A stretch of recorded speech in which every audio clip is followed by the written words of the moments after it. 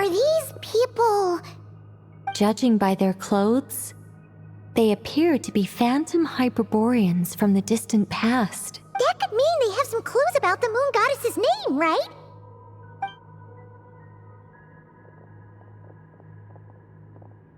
Hey there!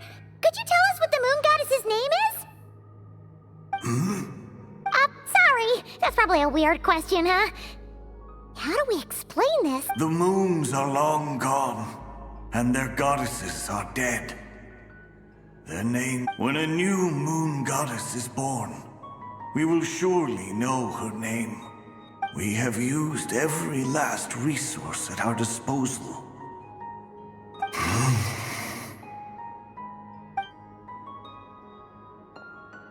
Were the people of the past all this devout?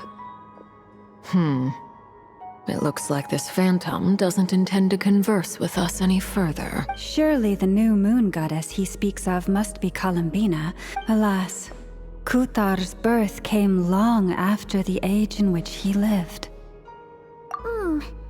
But, maybe if we find a phantom from a more recent age, they might know Columbina's real name. True. Keep an eye out. We should be able to tell which era they're from by the clothes they wear. Yeah, you've been pretty talkative this whole time. Oh, nothing. I'm fine. You all make good points. When the Hyperboreans speak of moon goddesses, they mean the three from truly ancient times. I can't imagine they would know anything about our current moon goddess. There once was a time when the moon goddesses blessed them greatly and protected them from harm. So, when the war between the gods and dragons plunged the world into chaos, it seems they looked once more to the moons for help, praying for a new goddess to be born. Yeah, that checks out. Let's continue on. Who knows what else we may discover? Ooh, there's a whole bunch of artwork in here. Seems pretty old. Nicole, this is probably your area of expertise. What do all these paintings mean? Let me see. To understand these murals requires some knowledge of the history surrounding the War of Funerary Flame. I shared a little of this with Lauma before.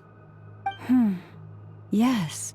I think I follow. The dispute between the Moon Sisters, the transformation by Nibelung.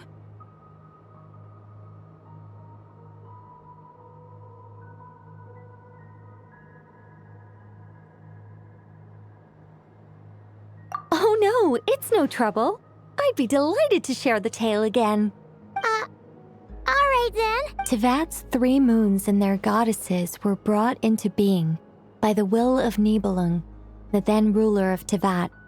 But when the heavenly principles came, they changed the world completely, down to its very foundations. The moon goddesses were nowhere near strong enough to challenge this entity. But the heavenly principles did not view them as heretical entities that had to be removed. Essentially, the 3 moons existed to keep this planet alive and operational, which did not directly conflict with the heavenly principles' aims. Nevertheless, the inherent precariousness of this arrangement would soon be revealed. Nibelung returned. Yes. He did, and thus began the War of Funerary Flame, a battle for dominance between Nibelung and the heavenly principles. Discord would soon emerge between the 3 moon sisters. One would voice the opinion that they should follow Nibelung, for it was he who first hung the moons in the sky. Another would argue that taking sides in the conflict would only bring the world closer to ruin. There was no telling where it would lead, especially since their creator had returned, bearing the perilous power of the abyss. Nibelung would eventually discover their disloyalty. He had all 3 imprisoned before transforming the moons into weapons with which to fight against the heavenly principles. What? Weapons? Yes, the very moons that had once defended the planet became instruments of death and destruction, striking terror into the hearts of all living things. And although the heavenly principles and the three moon sisters had once been at peace, it now seemed that the moons posed an unacceptable threat to Teyvat. It is possible that the heavenly principles did not know of the goddess's imprisonment. If so, the weaponization of the moons would surely have been viewed as an intentional breach of the peace agreement. Regardless of who knew what, when, the heavenly principles shattered two moons and flung the other beyond the skies. Whether the goddesses managed to escape Nibelung's captivity after his fall, nobody knows. But this much is certain. From that day on, the moons no longer belonged to Teyvat. The rejection slowly drained their power until eventually they passed away. So that's the full story. You say the moon ceased belonging to Teyvat from then on. Why then would Columbina be born here? That is perhaps due to the lingering connection between the frost moon, which was not shattered, and this world. You could see it as the three sisters' dying wish. They never desired war. All they ever wished for was to protect this land. I see. If the final fate of the three goddesses is as you say, then Columbina faces the same grave danger. Our investigation has yet to bear fruit. We must hurry. Yeah, you're right. Let's keep going.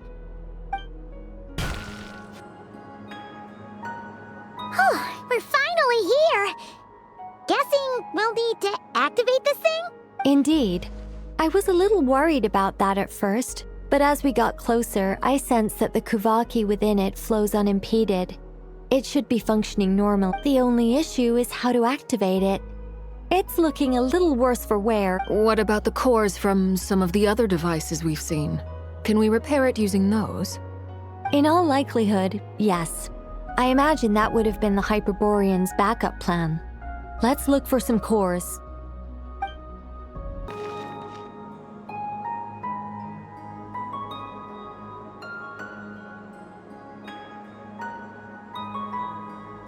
This is where the people of Hyperborea communicated with the moons. We need only place the moon marrow upon this platform on Moon Prayer Night, and we shall be able to open a portal to the moon and send our moon goddess back home. The assumption being, of course, that we can find her first. That's right. You want to know if it's safe there, don't you? And yet, she has no choice but to return. You know this. That's not the only issue here. This is the end of the line, right? We've explored everything we can. And despite looking at historical artwork and talking to people from Hyperborean times, we're still no closer to learning Columbina's name. If it's not too much trouble, could you tell me exactly what Alice said to you about finding her name? Oh, sure. What she said was... Then your first job is to find it. As a moon goddess, I'm sure she must have a name she identifies with. Neither Columbina nor Kutar is her true name, and she's never really accepted either of them. Is it not also possible that she has never had a true name? Not at any point in history? That would be a hard pill to swallow.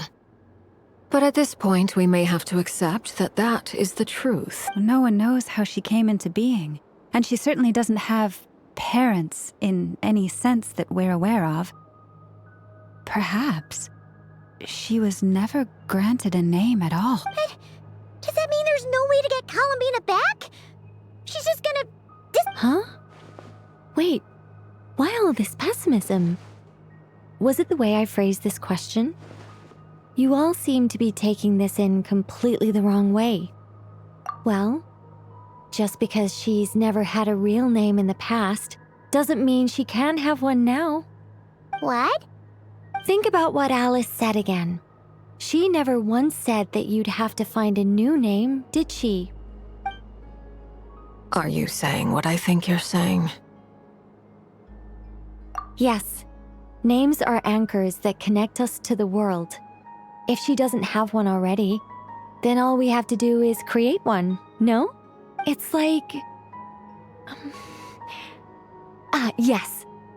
Traveler, when you first arrived in Teyvat, do you think you would have turned around if someone behind you shouted, "Hey, Tumaini"? But what about now? I understand what you mean. Life is a long journey. Even the friends and family by our side can change over time. When people call you by different names, what matters isn't so much the words themselves, but what they symbolize. And of course, whether that resonates with you. Lumine. So, close your eyes and picture the moon goddess in your mind. If you were to call out to her in this moment, what would you say?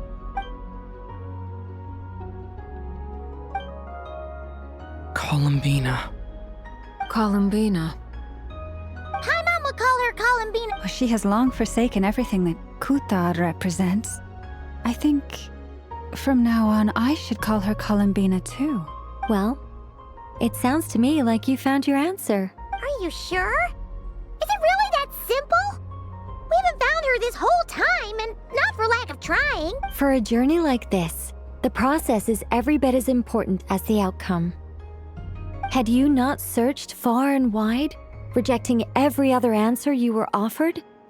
How could you have come to an answer you felt was finally correct? Oh, it all makes sense now.